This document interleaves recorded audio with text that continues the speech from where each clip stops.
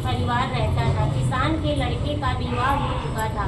उसकी एक लड़की थी जो कि विवाह के योग्य हो चुकी थी।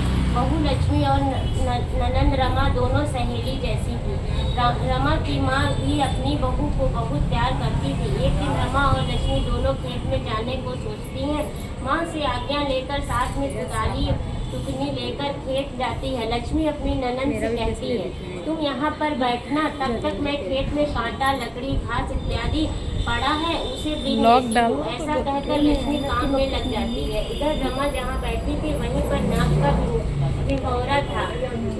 गोलू फोकस। बैठे वहीं की गोलू को लकड़ी से खोदने लग जाती है और अनजाने में नाक के 4-5 अंडों को भी फोड़ देती है। इससे नागिन को बहुत ही गुस्सा आता है। वह रमा को काटने के लिए आती है। रमा चिल्लाते हुए लौटती है। इतने में रमा के पीछे नागिन को आते देख लक्ष्मी रमा को अपने पीछे करके नागिन से हाथ जोड़कर प्रार्थना करती है और कहती है, हे माँ, घूंघट थोड़ा पीछे बहुरानी, क्षमा कीजिए, बदले में आप जैसा भी कहेंगी मैं करूंगी। नागिन लक्ष्मी से कहती है,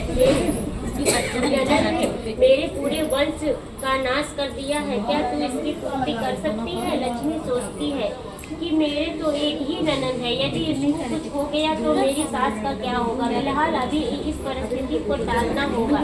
ऐसा सोचकर नागिन से कहती है, हे माँ, मैं आपके नुकसान की पूर्ति तो नहीं कर सकती हूँ, लेकिन यह वचन देती हूँ कि इसके बदले में आप जैसा कहेंगी मैं वैसा ही करूँगी। यह वचन देकर वह वापस आ जाती है और घर में किसी को कुछ भी नहीं बताती। इधर समय धीरे धीरे बीतता जाता है। रमा की शादी हो जाती है और वह अपने ससुराल चली जाती है।